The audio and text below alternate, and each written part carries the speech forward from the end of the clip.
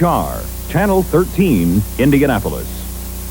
Tonight, live from the heart of Indiana, Tom Cochran, Betsy Ross, Bob Gregory's exclusive AccuWeather, and Don Hines Sports Final. This is News Center 13 tonight. Good evening, Indiana. Indianapolis police tonight think they may have a break in their investigation into the brutal attack on an area high school teacher. Now, right now, the police are hoping that with the release of a composite sketch will help find the man who shot and wounded Pike High School teacher Brent Hornaday. The sketch is of a black teenager around 6 feet or 6 feet 1 inch in height with a slight build. And he is suspected of shooting the assistant band director during an attempted burglary at the school 8 days ago. Hornaday was shot in the face and beaten with a hammer. That composite is based on a description Hornaday gave from his hospital bed. Authorities think Hornaday got two good looks at his assailants, one before he was shot and one after.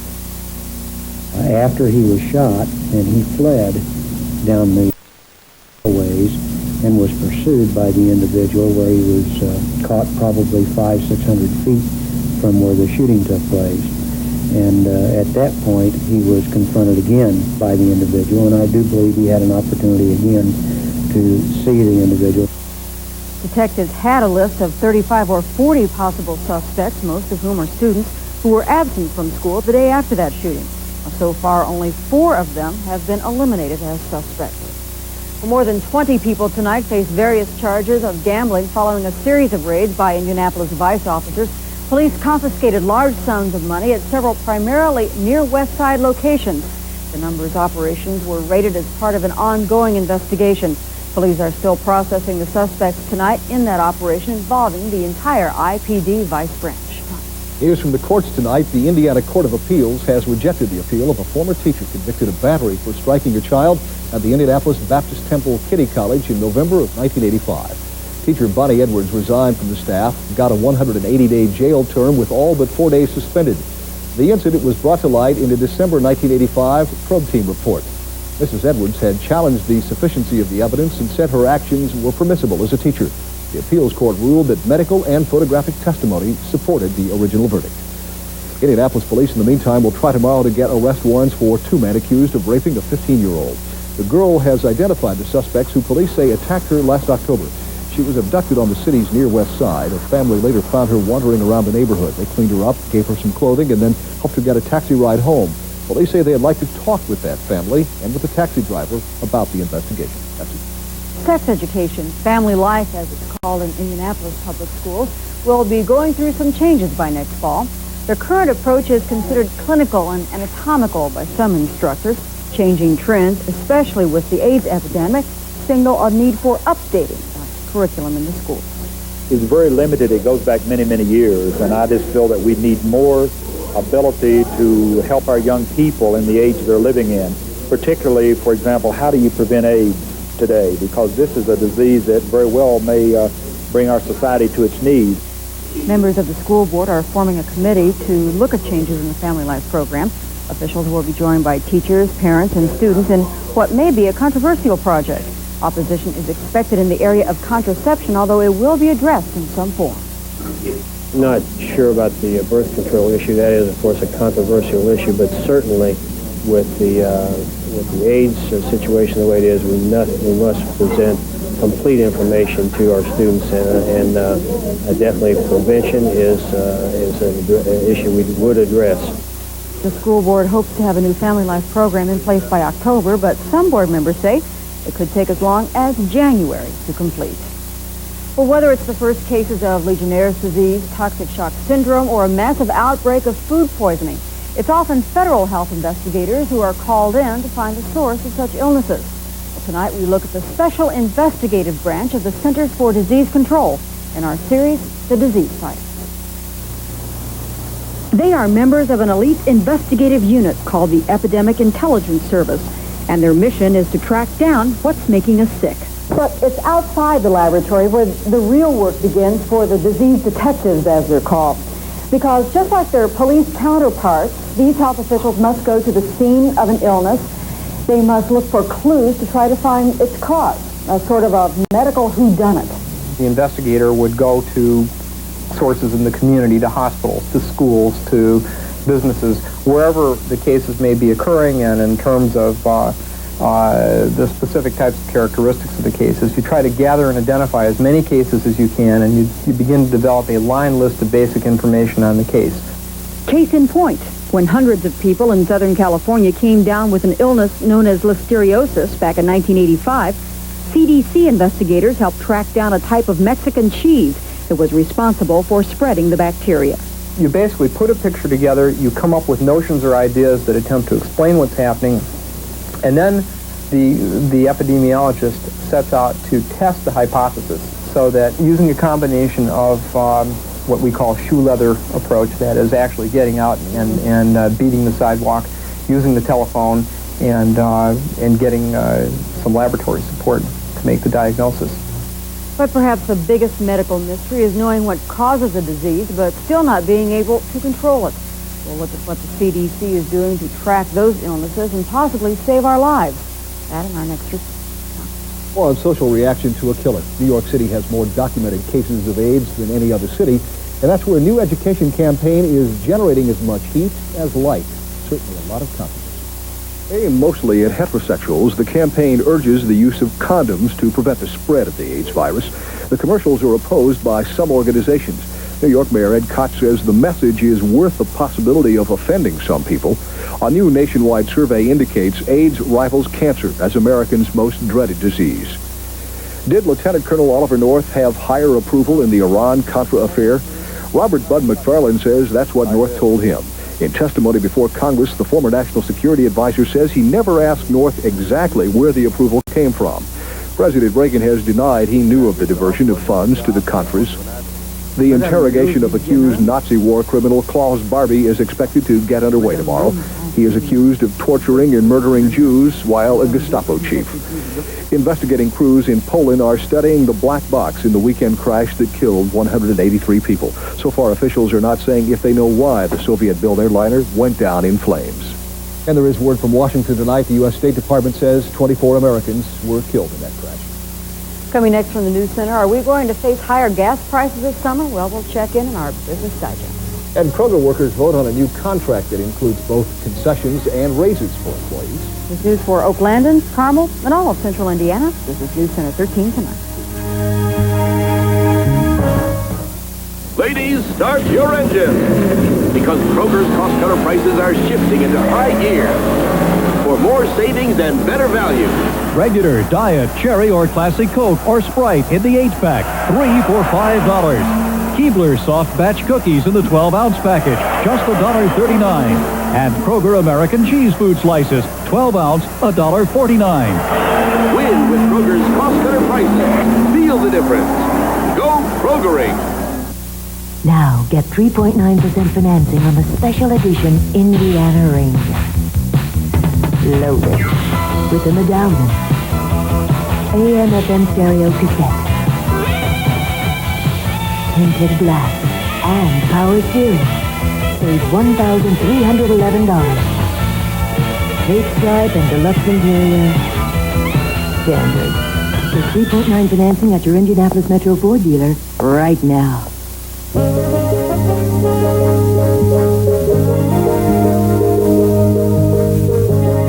Some positive economic news tonight. The Kroger supermarket chain and its 3,000 Central Indiana employees have a new contract.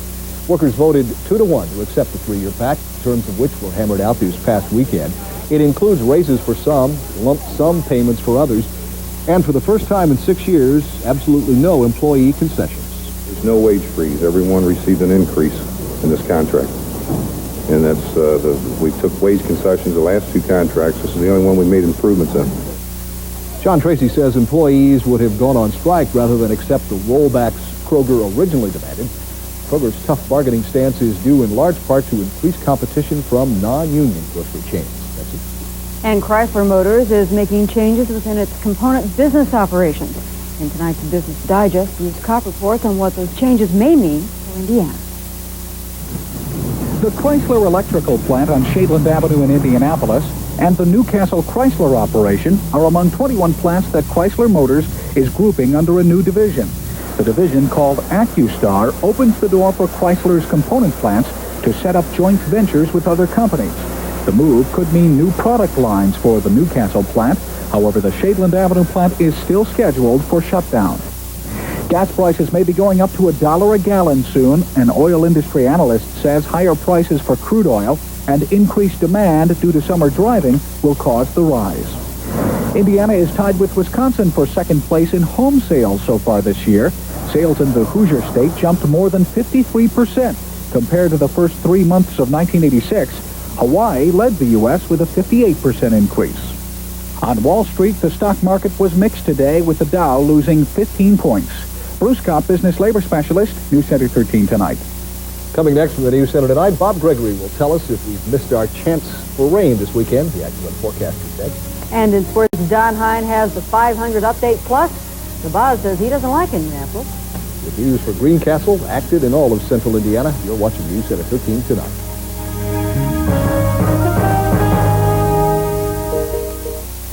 Need a little help around the house?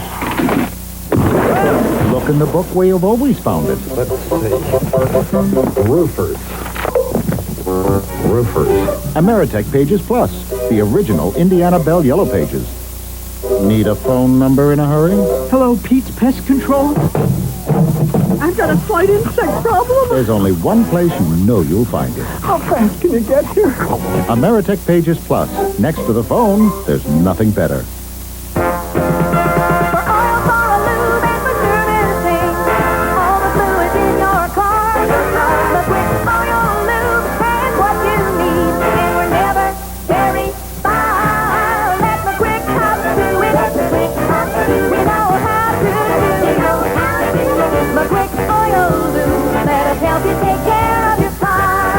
McQuick features Quaker State products and filters.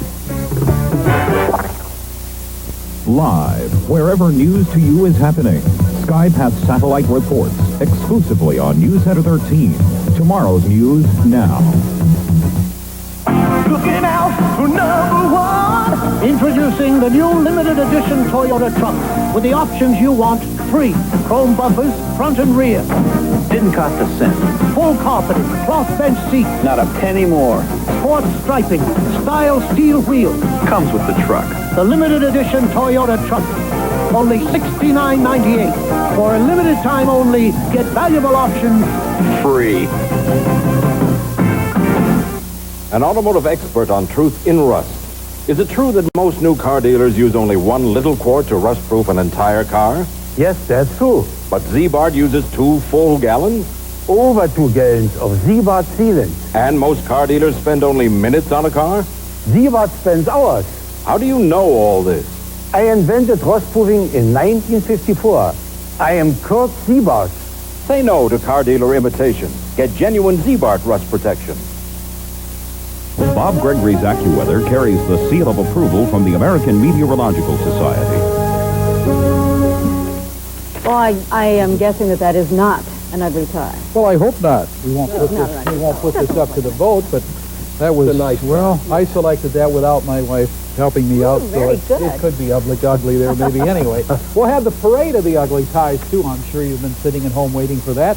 We'll have that here in just a couple of moments. Let's talk a little weather. Finally, for a few, some moisture around this evening. The severe thunderstorm watch for the northern third of Indiana, that was canceled at 10 after 9 o'clock. But this is how our National Weather Service radar was showing that line of thunderstorms beginning about 8:30 this evening, and you see it from Rensselaer on up north of the Fort Wayne area. This line continued to move gradually toward the southeast at about 15 miles an hour. Now, marble-sized hail was reported 30 miles north of Rensselaer, and Orlo Shoup, our White County weather watcher, said he got an inch of rain from 9:30 until 10:15. And there it is, knocking on John Miller's door in Tippecanoe County. He said the thunderstorms were moving in at the time. Margaret Rodamel reports rain in Wabash County, too. Over in Blackford County, about 2/10 of an inch of moisture in that area so far. Here you see a live look now at that east-west line of some rather heavy thunderstorms just north of Danville, Illinois, south of the Lafayette area. Will enlarge the central Indiana vicinity, and there you can get a good picture of how it looks. And within that are probably some small hail along with gusty winds. This is the line of thunderstorms continues to get a little more widespread here throughout the evening. So we may get something here in the metro area, but the most significant rains, I'm afraid, will probably be to are north. Speaking of rainfall, this is the prospect for the week. Not very good indeed, and we do need to finally make up a deficit as far as moisture is concerned. Since November the 1st, we are on the negative side by 8 inches of rain, so we indeed could use a good soaking rain. Now, what's going on outside? Well, it's cloudy skies officially out at the airport now, reporting a temperature of 70 degrees. Here in the Weather Center downtown, our thermometer at 75, the relative humidity at 71%. Our winds now out of the southwest about 9 miles an hour. The pressure's at 29.93, and it is rising once again.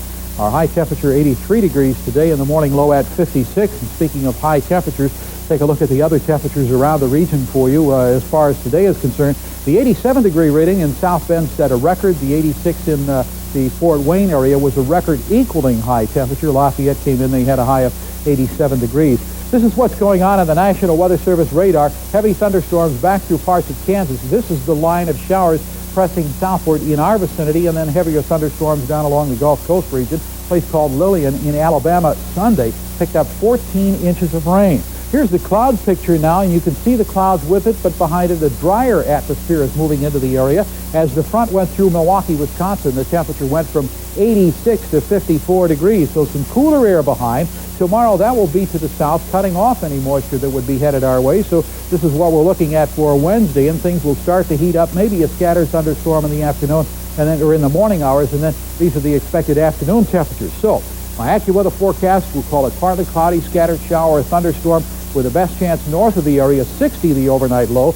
Partly to mostly sunny tomorrow, high of 78. We'll have a north-northeast breeze, 8 to 16, and then cool again tomorrow night, 54 will be our low. Some sunshine for us on Wednesday, 82 will be on the plus side all the way through the weekend, but maybe a chance of a scattered thunder shower Friday or Saturday. High temperatures both days will be in at 86 degrees. The possibility is there for us to hit 90 degrees. Now, I don't know if we've had time. We've been talking. Mr. Hine has been out at the track early in the evening, but very quickly we have a parade of the ties, a veritable, could we say, plethora? We could say that. Trying to hang these babies up, and look at there. I mean, that line is about 15 miles long, and we'll give you a tight shot here of every conceivable shape, design, color, and even, well, whatever it is. You know what I mean? We're going to pick one of these turkeys and tell them what, at 11 o'clock tomorrow? Tomorrow night we'll have the tie for you. Oh, that's scary. That's like a ride at Kings Island, isn't it? Then we'll go out to dinner at Fletcher's and eat our troubles away. That sounds fine to me. You guys, you ready for a little racing? Yeah. All right, here we go. I'll tell you, no significant speeds from the 12 cars on the track today. Almost everyone taking a breather from disappointing weekend. So Gordon Johncock got plenty of attention when he tested his March Buick for the first time. 190 was his top speed. We wanted to know his game plan for the week. And we're just taking it as it comes along. We've got all week to run the car and for me to get comfortable in it, so we just take it as it goes, make the changes that we need because we have no rush. Randy Lewis in the 24 car appeared to be in somewhat of a rush, losing the cowling off his engine. No harm done, just a little embarrassing. Paul Page analyzes a more tantalizing problem. The most troubled group appears to be the March contingent, with some key players. Al Unser Jr. and Kevin Cogan, for example, both proven winners.